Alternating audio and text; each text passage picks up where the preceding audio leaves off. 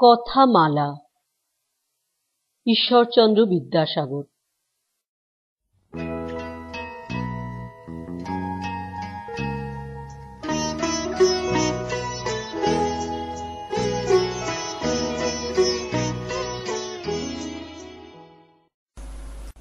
বৃষ ও মশক।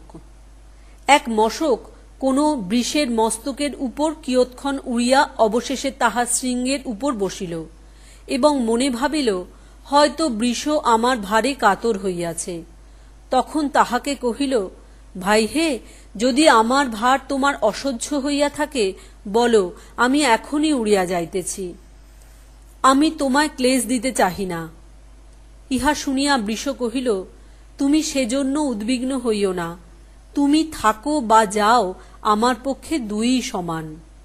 তুমি এত ক্ষুদ্র যে তুমি আমার শৃঙ্গে বসিয়াছ, এ পর্যন্ত আমার সে অনুভবই হয় নাই।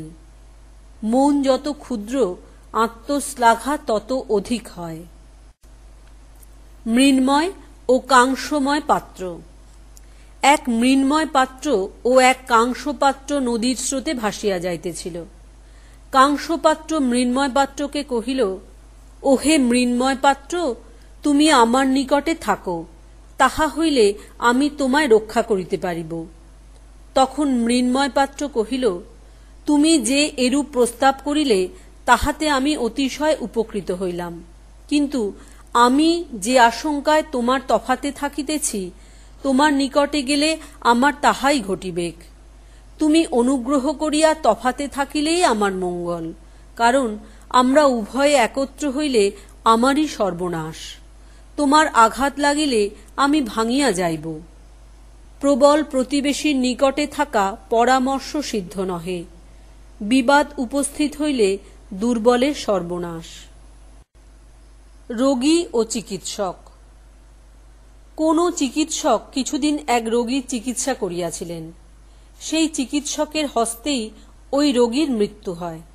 তাহার অন্ত্যেষ্টিক্রিয়ার সময় চিকিৎসক তাহার আত্মীয়গণের নিকট উপস্থিত হইয়া আক্ষেপ করিয়া কহিলেন, আহা, যদি এই ব্যক্তি আহারাদির নিয়ম করিয়া চলিতেন, সর্বদা সকল বিষয়ে অত্যাচার না করিতেন, তাহা হইলে ইহার অকালে মৃত্যু ঘটিত না। তখন মৃত ব্যক্তির এক আত্মীয় কহিলেন, কবিরাজ মহাশয়, আপনি যাহা আজ্ঞা করিতেছেন তাহা যথার্থ বটে, কিন্তু এক্ষণে আপনকার এ উপদেশের কোনো ফল দেখিতেছি না। যখন সে ব্যক্তি জীবিত ছিলেন এবং আপনকার উপদেশ অনুসারে চলিতে পারিতেন, তখন তাহাকে এরূপ উপদেশ দেওয়া উচিত ছিল। সময় বহিয়া গেলে উপদেশ দেওয়া বৃথা। ইঁদুরের পরামর্শ। ইঁদুর সকল বিড়ালের উপদ্রবে নিতান্ত বিব্রত হইয়া সকলে একত্র হইয়া কিসে পরিত্রাণ হয় এই পরামর্শ করিতে বসিল।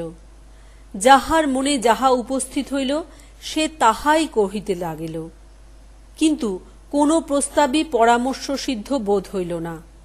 পরিশেষে এক বুদ্ধিমান ইঁদুর কহিল, বিড়ালের গলায় এক ঘণ্টা বাঁধিয়া দেওয়া যাউক। ঘণ্টার শব্দ হইলে আমরা বুঝিতে পারিব বিড়াল আমাদিগকে খাইতে আসিতেছে, তাহা হইলে আমরা সাবধান হইতে পারিব। এই প্রস্তাব শুনিয়া সকলে ধন্য ধন্য করিতে লাগিল এবং সকলের মতে উহাই কর্তব্য বলিয়া স্থির হইল। এক বৃদ্ধ ইঁদুর এ পর্যন্ত চুপ করিয়া বসিয়াছিল। সে বলিল, অমুক যাহা কহিলেন তাহা বিলক্ষণ বুদ্ধির কথা বটে, এবং সেরূপ করিতে পারিলে আমাদের ইষ্টসিদ্ধ হইতে পারে, কিন্তু আমি এই জিজ্ঞাসা করিতেছি, আমাদের মধ্যে কে সাহস করিয়া বিড়ালের গলায় ঘণ্টা বাঁধিতে যাইবেক? ইহা শুনিয়া পরস্পর মুখ চাহিয়া সকলে হতবুদ্ধি ও স্তব্ধ হইয়া রহিল। কোনো বিষয়ের প্রস্তাব করা সহজ, কিন্তু নির্বাহ করিয়া উঠা কঠিন। চোর ও কুকুর। এক চোর কোনো গৃহস্থের বাটিতে চুরি করিতে গিয়াছিল। এক কুকুর সমস্ত রাত্রি ওই গৃহস্থের বাটি রক্ষণাবেক্ষণ করিত। চোর ওই কুকুরকে দেখিয়া মনে ভাবিল, ইহার মুখ বন্ধ না করিলে চিৎকার করিয়া গৃহস্থকে জাগাইয়া দিবেক। তাহা হইলে আর আমার অভীষ্ট সিদ্ধ হইবেক না। অতএব অগ্রে ইহার মুখ বন্ধ করা আবশ্যক। এই বিবেচনা করিয়া চোর কুকুরের সম্মুখে মাংসের টুকরা ফেলিয়া দিতে লাগিল। তখন কুকুর কহিল, প্রথমেই তোমায় দেখিয়া আমার মনে নানা সন্দেহ জন্মিয়াছিল, এক্ষণে তোমার কার্য দেখিয়া আমার নিশ্চিত বোধ হইল তুমি কদাচ ভদ্রলোক নহ। তোমার অভিসন্ধি এই আমার মুখ বন্ধ করিয়া গৃহস্থের সর্বনাশ করিবে। অতএব যদি ভালো চাও এখনই এখান হইতে চলিয়া যাও। যাহারা উৎকোচ দিতে উদ্যত হয় তাহারা কদাচ ভদ্র নয়, তাহাদের মনে অবশ্যই মন্দ অভিপ্রায় থাকে। সারসী ও তাহার শিশু সন্তান। এক সারসী শিশু সন্তানগুলি লইয়া কোনো ক্ষেত্রে বাস করিত। ওই ক্ষেত্রের শস্য সকল পাকিয়া উঠিলে সারসী বুঝিতে পারিল অতঃপর কৃষকেরা শস্য কাটিতে আরম্ভ করিবেক। এই নিমিত্ত প্রতিদিন আহারের অন্বেষণে বাহিরে যাইবার সময় সে শিশু সন্তানদিগকে বলিয়া যাইত, তোমরা আমার আসিবার পূর্বে যাহা কিছু শুনিবে, আমি আসিবা মাত্র সে সমুদয় অবিকল আমায় বলিবে। একদিন সারসী বাসা হইতে বহির্গত হইয়াছে, এমন সময়ে ক্ষেত্রস্বামী শস্য কাটিবার সময় হইয়াছে কিনা বিবেচনা করিয়া দেখিবার নিমিত্ত তথায় উপস্থিত হইল এবং চারিদিকে দৃষ্টিপাত করিয়া কহিল, শস্য সকল পাকিয়া উঠিয়াছে, আর কাটিতে বিলম্ব করা উচিত নয়। অমুক অমুক প্রতিবেশীর উপর ভার দিই, তাহারা কাটিয়া দিবেক। এই বলিয়া সে চলিয়া গেল। সারসী বাসায় আসিলে তাহার সন্তানেরা ওই সকল কথা জানাইল এবং কহিল, মা, তুমি আমাদিগকে শীঘ্র স্থানান্তরে লইয়া যাও, আর তুমি আমাদিগকে এখানে রাখিয়া বাহিরে যাইও না। যাহারা শস্য কাটিতে আসিবেক তাহারা দেখিলেই আমাদের প্রাণ বধ করিবেক। সারসী কহিল, বাছা সকল, তোমরা এখনই ভয় পাইতেছ কেন? ক্ষেত্রস্বামী যদি প্রতিবেশীদের উপর ভার দিয়া নিশ্চিন্ত থাকে, তাহা হইলে শস্য কাটিতে আসিবার অনেক বিলম্ব আছে। পরদিবস ক্ষেত্রস্বামী পুনরায় উপস্থিত হইল। দেখিল যাহাদের উপর ভার দিয়াছিল তাহারা শস্য কাটিতে আইসে নাই, কিন্তু শস্য সকল সম্পূর্ণ পাকিয়া উঠিয়াছিল। অতঃপর না কাটিলে হানি হইতে পারে। এই নিমিত্ত সে কহিল, আর সময় নষ্ট করা হয় না। প্রতিবেশীদিগের উপর ভার দিয়া নিশ্চিন্ত থাকিলে বিস্তর ক্ষতি হইবেক। আর তাহাদের ভরসায় না থাকিয়া আপন ভাই বন্ধুদিগকে বলি, তাহারা সত্বর কাটিয়া দিবেক। এই বলিয়া সে আপন পুত্রের দিকে মুখ ফিরাইয়া কহিল, তুমি তোমার খুড়াদিগকে আমার নাম করিয়া বলিবে, যেন তাহারা সকল কর্ম রাখিয়া কাল সকালে আসিয়া শস্য কাটিতে আরম্ভ করে। এই বলিয়া ক্ষেত্রস্বামী চলিয়া গেল। সারস শিশুগণ শুনিয়া অতিশয় ভীত হইল এবং সারসী আসিবা মাত্র কাতর বাক্যে কহিতে লাগিল, মা, আজ ক্ষেত্রস্বামী আসিয়া এই কথা বলিয়া গিয়াছে। তুমি আমাদের একটা উপায় করো। কাল তুমি আমাদিগকে এখানে ফেলিয়া যাইতে পারিবে না। যদি যাও, আসিয়া আর আমাদিগকে দেখিতে পাইবে না। সারসী শুনিয়া ঈষৎ হাস্য করিয়া কহিল, যদি এই কথা মাত্র শুনিয়া থাকো তাহা হইলে ভয়ের বিষয় নাই। যদি ক্ষেত্রস্বামী ভাই বন্ধুদিগের উপর ভার দিয়া নিশ্চিন্ত থাকে, তাহা হইলে শস্য কাটিতে আসিবার এখনো অনেক বিলম্ব আছে। তাহাদেরও শস্য পাকিয়া উঠিয়াছে, তাহারা আগে আপনাদের শস্য না কাটিয়া কখনো ইহার শস্য কাটিতে আসিবেক না। কিন্তু ক্ষেত্রস্বামী কাল সকালে আসিয়া যাহা কহিবেক তাহা মন দিয়া শুনিও এবং আমি আসিলে বলিতে ভুলিও না। পরদিন প্রত্যুষে সারসী আহারের অন্বেষণে বহির্গত হইলে ক্ষেত্রস্বামী তথায় উপস্থিত হইল। দেখিল কেহই শস্য কাটিতে আইসে নাই, আর শস্য সকল অধিক পাকিয়াছিল, এই জন্য ঝরিয়া ভূমিতে পড়িতেছে। তখন সে বিরক্ত হইয়া আপন পুত্রকে কহিল, দেখো, আর প্রতিবেশীর অথবা ভাই বন্ধুর মুখ চাহিয়া থাকা উচিত নহে। আজ রাত্রিতে তুমি যতজন পাও ঠিকালোক স্থির করিয়া রাখিবে। কাল সকালে তাহাদিগকে লইয়া আপনারাই কাটিতে আরম্ভ করিব, নতুবা বিস্তর ক্ষতি হইবেক। সারসী বাসায় আসিয়া এই সমস্ত কথা শুনিয়া কহিল, অতঃপর আর এখানে থাকা হয় না, এখন অন্যত্র যাওয়া কর্তব্য। যখন কেহ অন্যের উপর ভার দিয়া নিশ্চিন্ত না থাকিয়া স্বয়ং আপন কর্মে মন দেয়, তখন ইহা স্থির জানা উচিত যে সে যথার্থই ওই কর্ম সম্পন্ন করা মনস্থ করিয়াছে। পথিক ও কুঠার। দুই পথিক এক পথ দিয়া চলিয়া যাইতেছিল। তাহাদের মধ্যে একজন সম্মুখে একখান কুঠার দেখিতে পাইয়া তৎক্ষণাৎ তাহা ভূমি হইতে উঠাইয়া লইল এবং আপন সহচরকে কহিল, দেখো ভাই, আমি কেমন সুন্দর কুঠার পাইয়াছি। তখন সে কহিল, ও কি ভাই, কেমন কথা, আমি পাইলাম বলিতেছ কেন?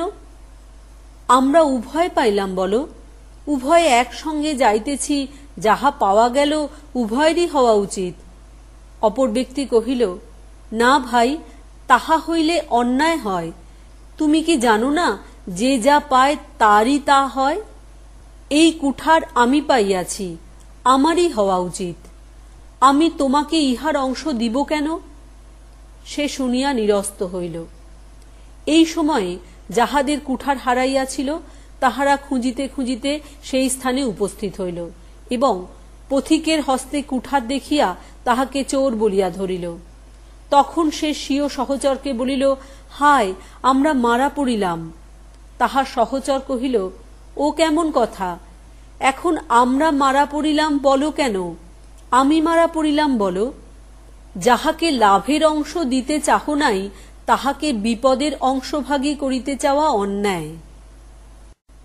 সিংহ, শৃগাল ও গর্দভ। এক গর্দভ ও এক শৃগাল উভয় মিলিয়া শিকার করিতে যাইতেছিল। কিয়ৎ দূরে গিয়া তাহারা দেখিতে পাইল কিঞ্চিত অন্তরে এক সিংহ বসিয়া আছে। শৃগাল এই বিপদ উপস্থিত দেখিয়া সত্বর সিংহের নিকটবর্তী হইল এবং আস্তে আস্তে কহিতে লাগিল, মহারাজ, যদি আপনি কৃপা করিয়া আমায় প্রাণদান দেন, তাহা হইলে আমি গর্দভকে আপনাকার হস্তগত করিয়া দিই। সিংহ সম্মত হইল।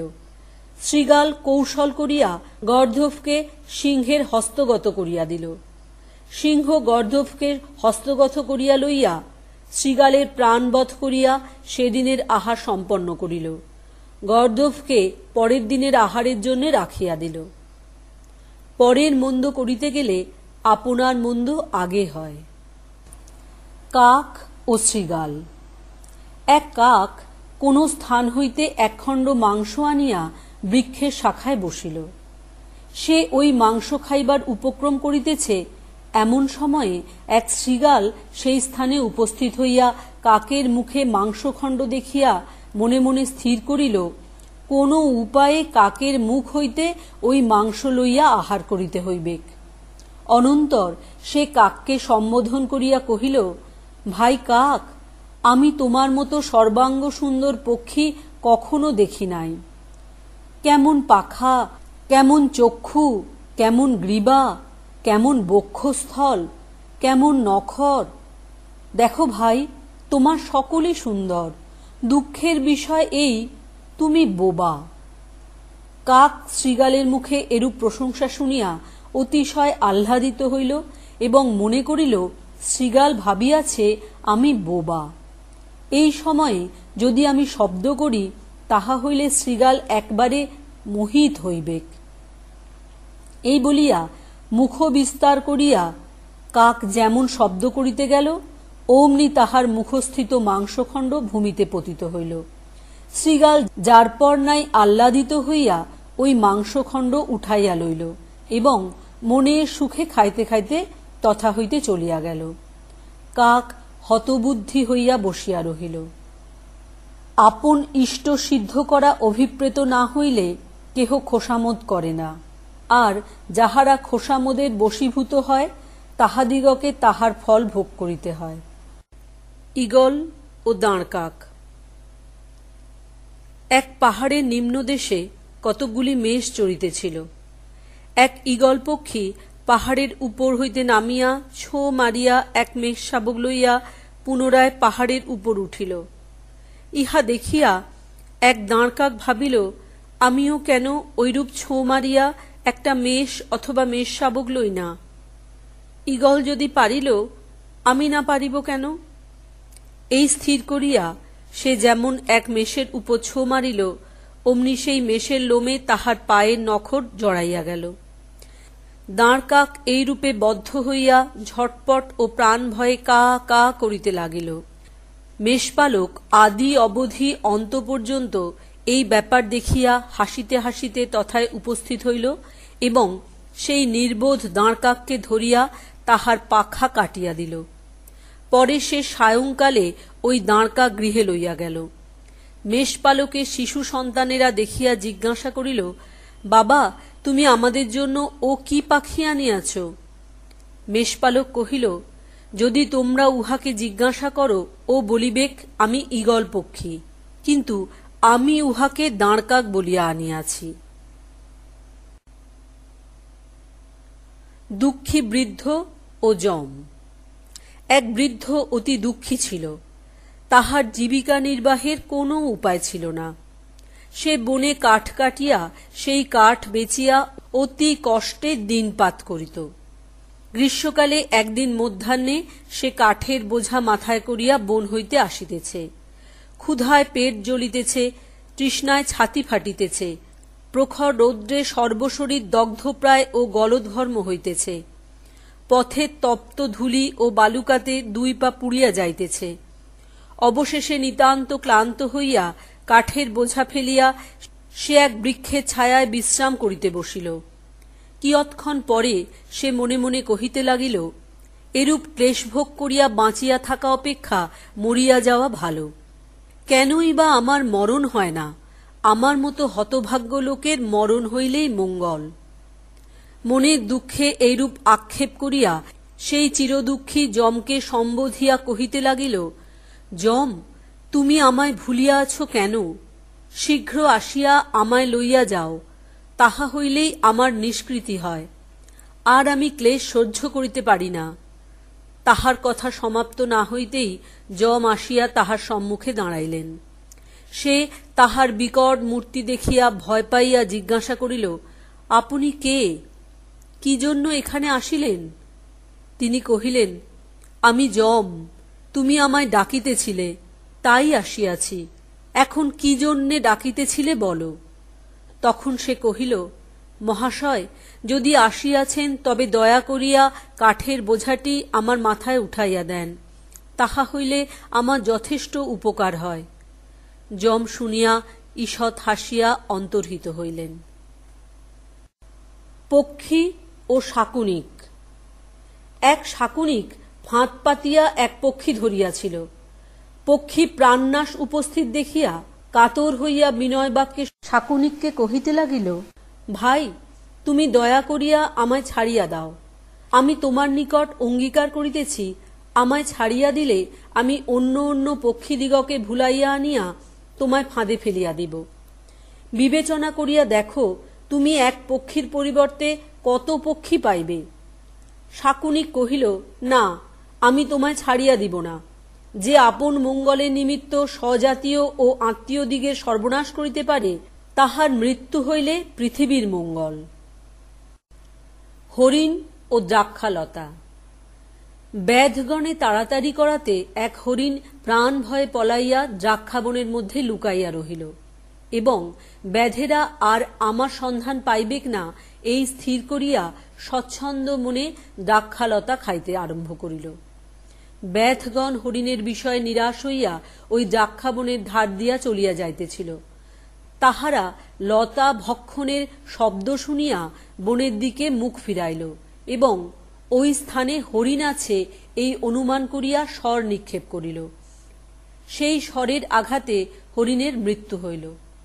হরিণ এই কয়টি কথা বলিয়া প্রাণত্যাগ করিল যে, যাহারা বিপদের সময় আমায় আশ্রয় দিয়াছিল, আমি যে তাহাদের অপকারে প্রবৃত্ত হইয়াছিলাম, তাহার সমুচিত প্রতিফল পাইলাম। সিংহ, ভালুক ও শৃগাল। কোন স্থানে মৃত হরিণ শিশু পতিত দেখিয়া এক সিংহ ও এক ভালুক উভয়েই কহিতে লাগিল, এ হরিণ শিশু আমার। ক্রমে বিবাদ উপস্থিত হইয়া উভয়ের যুদ্ধ উপস্থিত হইল। অনেকক্ষণ যুদ্ধ হওয়াতে উভয়ই অতিশয় ক্লান্ত ও নিতান্ত নির্জীব হইয়া পড়িল। উভয়েরই আর নড়িবার ক্ষমতা রহিল না। এই সুযোগ পাইয়া এক শৃগাল আসিয়া মৃত হরিণ শিশু মুখে করিয়া নির্বিঘ্নে চলিয়া গেল। তখন তাহারা উভয়ে আক্ষেপ করিয়া কহিতে লাগিল, আমি অতি নির্বোধ, সর্বশরীর ক্ষতবিক্ষত করিয়া এবং নিতান্ত নির্জীব হইয়া এক ধূর্তের আহারের জোগাড় করিয়া দিলাম।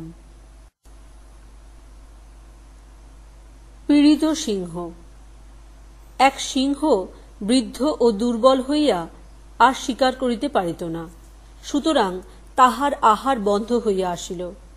তখন সে পর্বতের গুহার মধ্যে থাকিয়া এই কথা রটাইয়া দিল, সিংহ অতিশয় পীড়িত হইয়াছে, চলিতে পারে না, উঠিতে পারে না, কথা কহিতে পারে না। এই সংবাদ নিকটস্থ পশুদের মধ্যে প্রচারিত হইলে তাহারা একে একে সিংহকে দেখিতে যাইতে লাগিল। সিংহ নিতান্ত নিস্তেজ হইয়াছে ভাবিয়া যেমন কোনো পশু নিকটে যায়, অমনি সিংহ তাহার ঘাড় ভাঙিয়া স্বচ্ছন্দে আহার করে। এইরূপে কয়েকদিন গত হইলে এক শৃগাল সিংহকে দেখিবার নিমিত্ত গুহার দ্বারে উপস্থিত হইল। সিংহ যথার্থই পীড়িত হইয়াছে অথবা ছল করিয়া নিকটে পাইয়া পশুগণের প্রাণবধ করিতেছে, এ বিষয়ে শৃগালের সম্পূর্ণ সন্দেহ ছিল। এজন্য সে গুহায় প্রবেশ করিয়া সিংহের নিতান্ত নিকটে না গিয়া কিঞ্চিৎ দূরে থাকিয়া জিজ্ঞাসা করিল, মহারাজ, আপনি কেমন আছেন? সিংহ শৃগালকে দেখিয়া অতিশয় আহ্লাদ প্রকাশ করিয়া কহিল, কে ও? আমার পরম বন্ধু শৃগাল, আইসো ভাই, আইসো। আমি ভাবিতেছিলাম ক্রমে ক্রমে সকল বন্ধুই আমায় দেখিতে আসিল, পরম বন্ধু শৃগাল আসিল না কেন? যাহা হোক ভাই, তুমি যে আসিয়াছ ইহাতে যার পর নাই আহ্লাদিত হইলাম। যদি ভাই আসিয়াছ, দূরে দাঁড়াইয়া রহিলে কেন? নিকটে আইসো, দুটা মিষ্ট কথা বলো, আমার কর্ণ শীতল হোক। দেখো ভাই, আমার শেষ দশা উপস্থিত, আর অধিক দিন বাঁচিব না। শুনিয়া শৃগাল কহিল, মহারাজ, প্রার্থনা করি শীঘ্র সুস্থ হউন, কিন্তু আমায় ক্ষমা করিবেন, আমি আর অধিক নিকটে যাইতে অথবা অধিকক্ষণ এখানে থাকিতে পারিব না। বলিতে কি মহারাজ, পদচিহ্ন দেখিয়া স্পষ্ট বোধ হইতেছে অনেক পশু এই গুহার মধ্যে প্রবেশ করিয়াছিল, কিন্তু প্রবেশ করিয়া কেহ পুনরায় বহির্গত হইয়াছে কোনো ক্রমে সেইরূপ প্রতীতি হইতেছে না। ইহাতে আমার অন্তঃকরণে অতিশয় আশঙ্কা উপস্থিত হইয়াছে, আর আমার এখানে থাকিতে সাহস হইতেছে না। আমি চলিলাম। এই বলিয়া শৃগাল পলায়ন করিল।